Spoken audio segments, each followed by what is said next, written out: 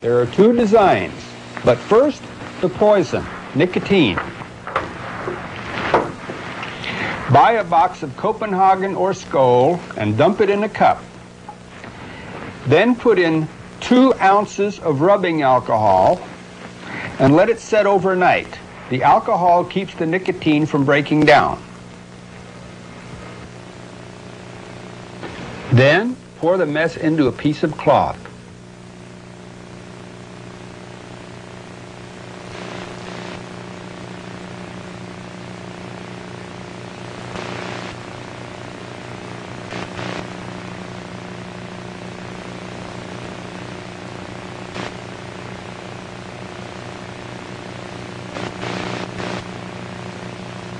Next, twist it until no more liquid comes out. This is a lethal poison, and only a few drops in the bloodstream is fatal. The perfect delivery system for liquid poisons is the Fang, of which there are 2 models as you've seen, this first being the pocket model.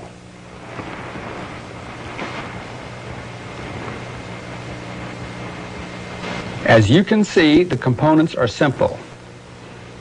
There is first a hypodermic syringe and needle. The top of the syringe is cut off, as is the edge of the end of the plunger. A 1 1/2 inch strip of plastic tape is folded over and a hole is punched.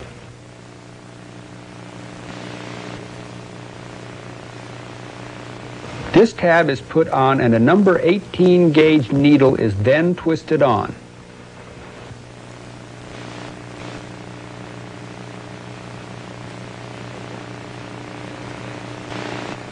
A 1/8 inch slice of a 1/2 inch dowel is then glued to the end of the plunger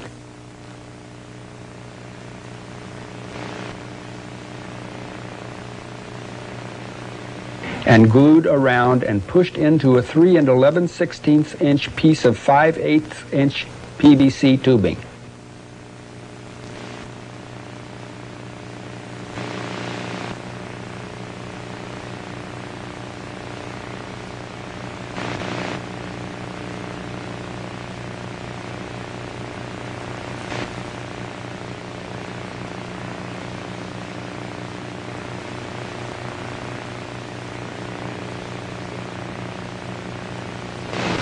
The end of the tubing is ground to aid in putting on the cap. The cap is a 12 inch by 3 inch length of common paper tape. But first, glue a 2 inch length of paper tape around the tube so the rolled cap will fit the painted tube.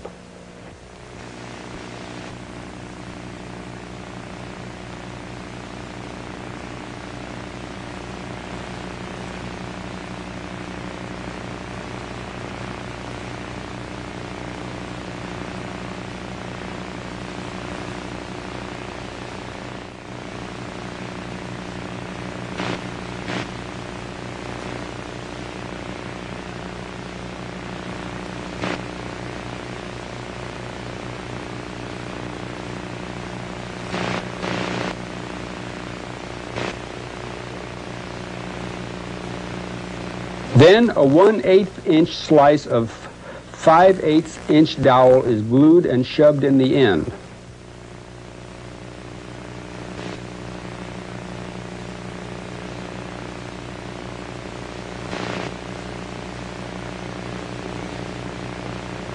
After painting the tube, a 1/4 inch wide by 8 inch length of plastic tape is wrapped around the tube 1 1/8 inches from the front end. This keeps the cap from touching the needle's tip. To load, the needle's tip is put into the poison and the tab is held between the thumb and forefinger. The tube is then pulled back until the front end of the syringe is visible. This ensures 1 cc of poison in the syringe. If properly made, the cap should be tight enough to stay on the tube, but loose enough to stay in the pocket when the fang is withdrawn from the cap. You might sew a seam down the side of the pocket which will hold the cap while the fang is being withdrawn. To use, just jab the needle into any fleshy part of the body. Now, for lack of a Russian, I'll use this box. As soon as the thrust is completed, the fang is withdrawn and put into a side pocket without bothering about the cap. Depending on where the thrust hits your opponent, he should be down in about 5 seconds. In this short time, he won't be able to react or even to let anyone know he's been attacked. Now we come to the super fang. It's not as compact as the original, but it's what you need when you really want to reach out and touch someone.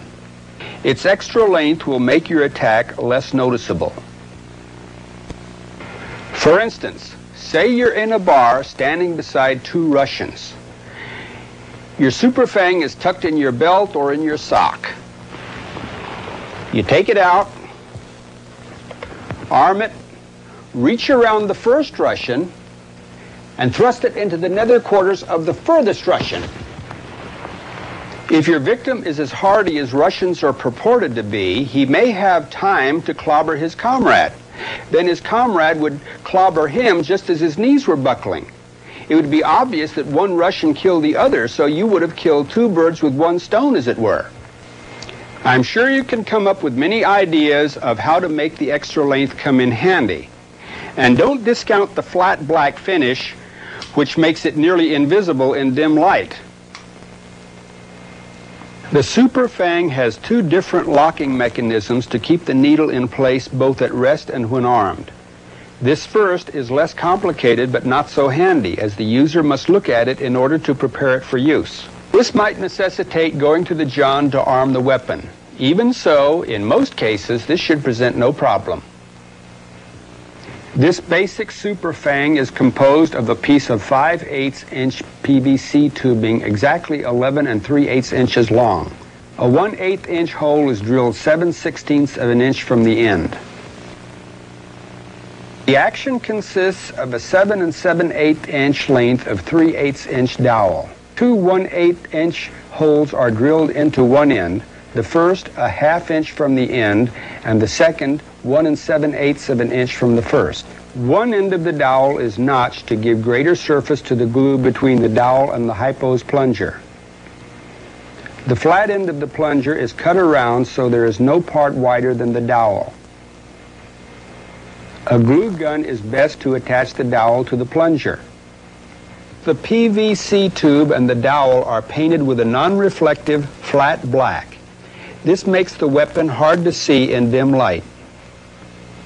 A black glove would conceal your hand so that in reaching out no one would notice your arm, hand, or super fang. Finger hold is cut off the body of the hypo to make it fit easily into the PVC tubing.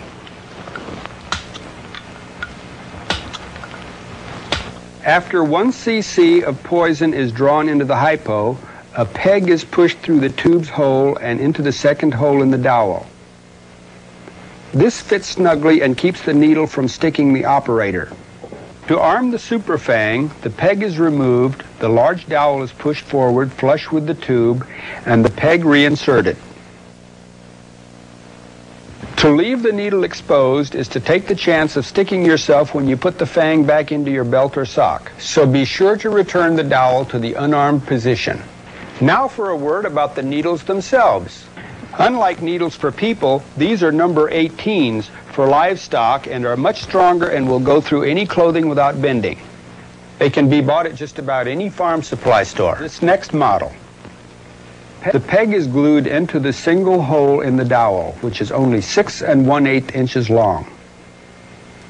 Instead of the single hole in the PVC tubing, a router is used to make a 2 1/4 inch slit with one notch at the bottom and another one a 1/2 inch from the end. To use, flip the peg out of the end notch, slide it down to the bottom and into the other notch. You don't want the slide area too loose, as that might cause it to arm itself. If yours is too loose, simply give that area the necessary number of coats of